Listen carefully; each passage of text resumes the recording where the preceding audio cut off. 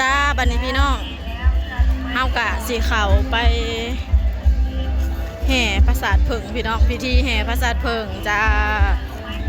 เขาไปภายในวัดพี่น้องลูกทางมาได้ยัง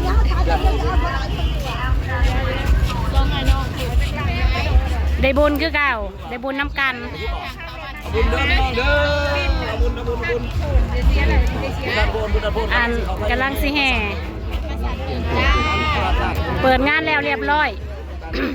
หลังจากเบิ่งฟ้อนเบิ่งล่ำแล้วก็สิมาแห่พระศาสตร์เพิงทุกคนเห็นยังอยู่ห่างเลยมา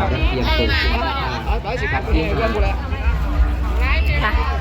ป้ายป้ายเอาไหนล่ะไปทางไหนล่ะบุญน้ำกันเด้อจ้า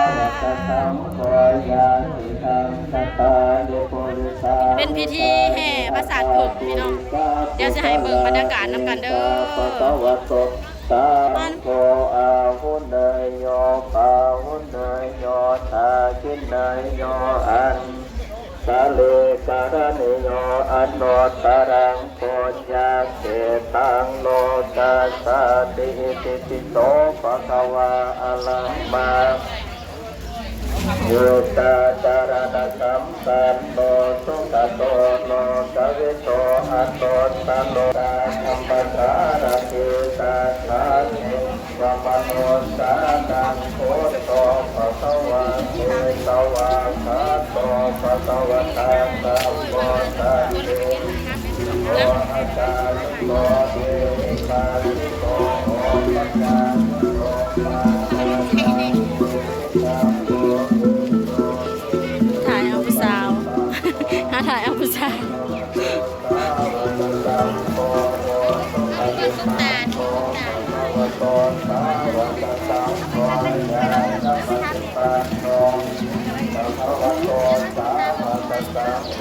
สามีสุปฏิปันโนภะคะวะโตสาวกสังโฆญาติตังกัตตาอุปนิสังอัตตาปุริสาปุคลาใครคนจิเป็นทันเป็นประเพณีแห่งถ้าแต่ก็ได้ปะคนละ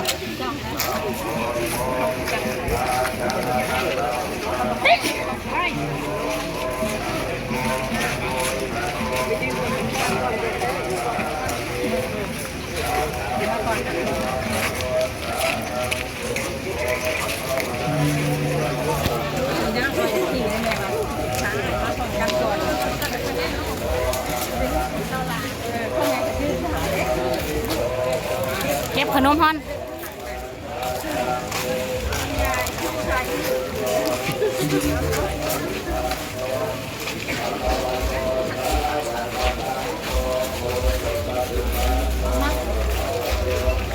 สานังโพโตภะคะวะเตสวะคาโต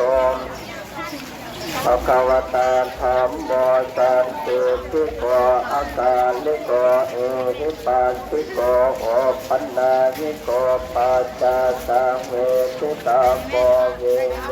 เอเตสุปฏิปันโนภะคะวะโตสาวกสังโฆยังไปเฮาไป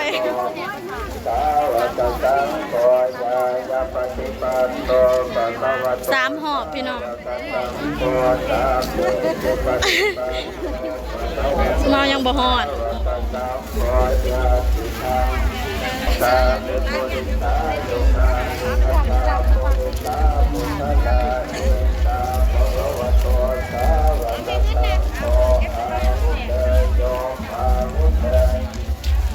นายโยอัจจเลกาลนิโยอัตโตตะนังโตยาเกตังโลกาสาติติติโตภะคะวะอะระหังสัมมาสัมพุทโธเตชะจารณะสัมปันโตโนปุริสาสัมปัสสารติ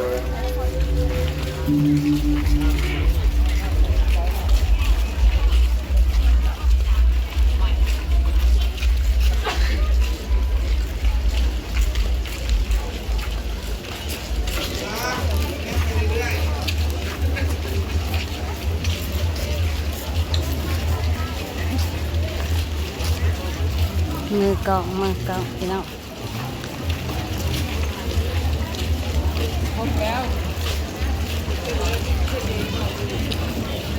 น้องกระสอบเนาะ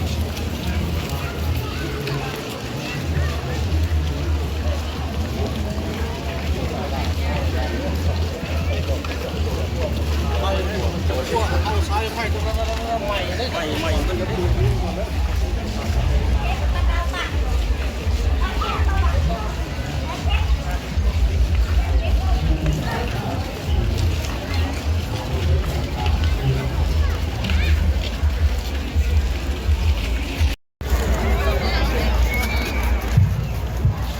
เป็นนั่งมันก็นั่งไม่เคยใส่บ่ได้ได้ ไปโลดไปข้าวเดียว แดดพี่น้องเอ้ยพอดีพวงตะเวนสิโตก มาแดด Alo, alo, alo, alo, alo 1 2 ไปเอาอีกหอมหนึ่งเอาอย่างอีกหอมหนึ่ง บางแล้วโอ้แห่แรกมันโตมากเลยเราอ่ะ เออ เพราะว่าข้าวมันอ่ะเด็ด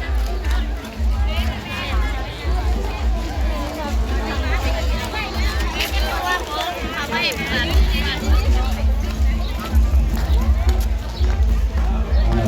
alo. Các cả bên đây ngon. มา มีมาหาแขกทำแขกทำแขกเหรอเต้าเอากลับบ้านร้าน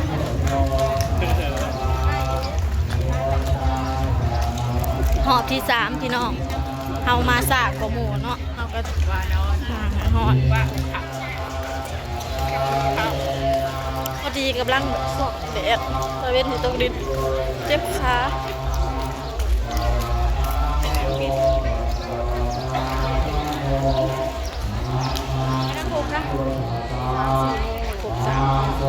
ทางน้ำลูกน้ำเต้า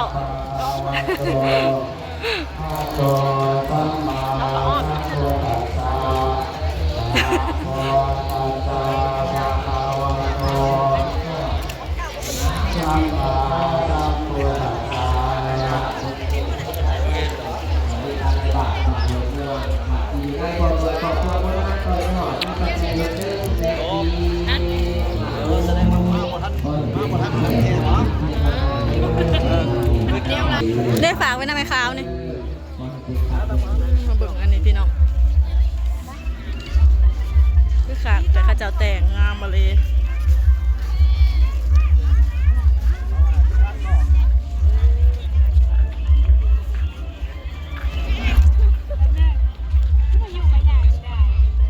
พอกันออกมาเลยพี่น้องเอ้ยบ่เซ็ตบ่แล้ววิธีซ้ำฝ่าวน้ำลูกน้ำเต้าเป็นมา